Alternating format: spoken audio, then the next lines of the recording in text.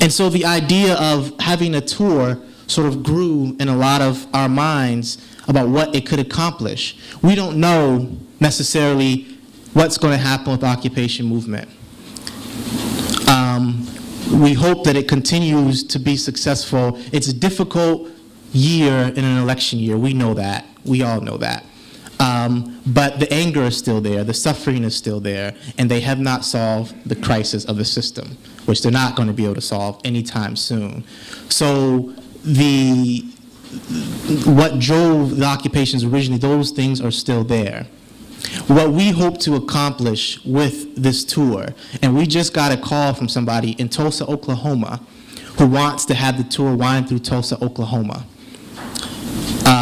is that we want to begin to further develop this dialogue. It's part fact-finding. We want to talk to people, have people talk to one another, bring out their friends and their neighbors and talk about these conditions, but also talk about the crisis itself.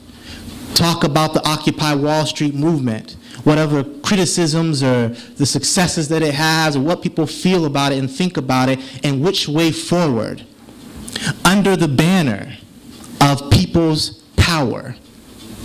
Because where the movement has to go is that we have to seize power at every level of government.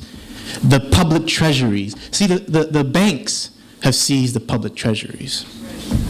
They've been doing it for a long time. And the crisis is global. You see, when you look at Greece, and we have to talk about what's necessary and what's needed. If you look at Greece and what's happening in Greece, in a different period of history, the ruling class in Greece would have buckled under the weight of about, what, 10 general strikes and uprisings in the streets, but they haven't. They've continued to push forward austerity. And why have they?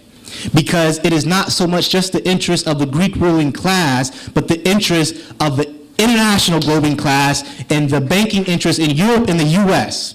That is what is telling them that you continue to go forward. We don't care how hot it gets there. We want our money. And that's what the banks do here at the federal, local, and state level. They don't care about suffering. So how can we end that? How can we stop austerity? How can we stop the closing of schools? And how can we stop the foreclosures on people's homes? And how can we put an end to these corrupt pigs? It ain't a matter of just a few bad apples.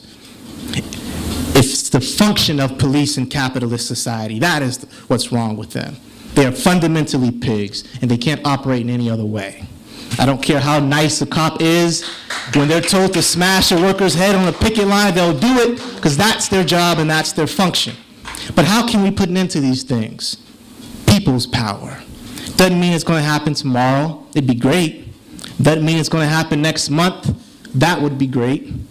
It's a process. It takes time. But we have to open up the dialogue and talk about the necessity of grabbing and seizing power and what that means. So that's why we want to have this dialogue, to go around the country and begin talking to people, and to have workshops as part of it, to talk about all these different areas of work that people in. How can we support the Occupy Wall Street movement? How can we make it bigger? How can we go into oppressed communities and show solidarity with those communities and build the movement in general for a better society?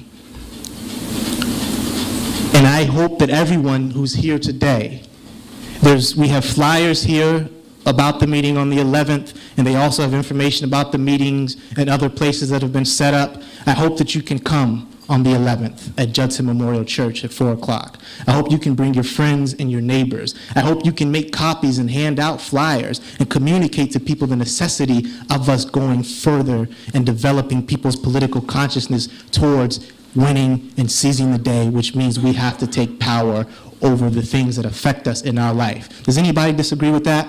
No. We want people's power, right? Yes. That's why we say all power to the people, right? Yes. The only way we can end capitalism is through that, right? Right. We have to wage war. War has been waged against us. It's time that we open up a can of whoop ass on the ruling class and that we seize power.